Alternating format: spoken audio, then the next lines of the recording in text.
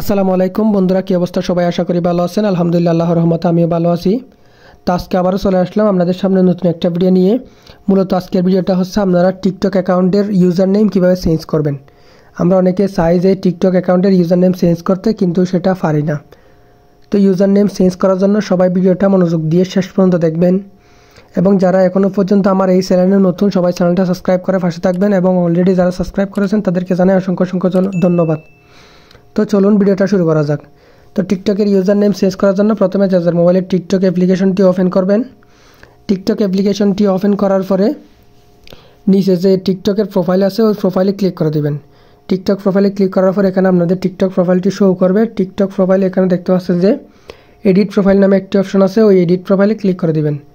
Edit প্রোফাইলে click করার পর এখানে দ্বিতীয় নাম্বার দেখতে পাচ্ছেন যে আপনাদের ইউজার নেম দেখাচ্ছে, ইউজার নেমে ক্লিক করে দেবেন।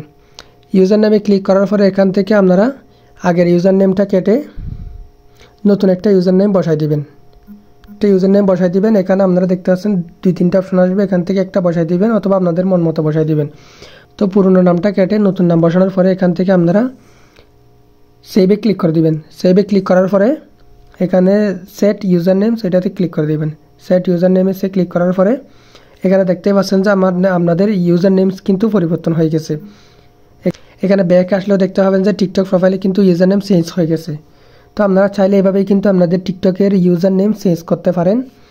তো আজকের ভিডিওটা এই পর্যন্ত। ভিডিওটা আপনাদের কাছে কেমন লেগেছে অবশ্যই কমেন্ট করে জানাবেন, এবং এইরকম আরও নতুন নতুন ভিডিও পেতে সবাই চ্যানেলটা সাবস্ক্রাইব করে পাশে থাকবেন। দেখা হবে পরবর্তী ভিডিওতে। আল্লাহ হাফেজ।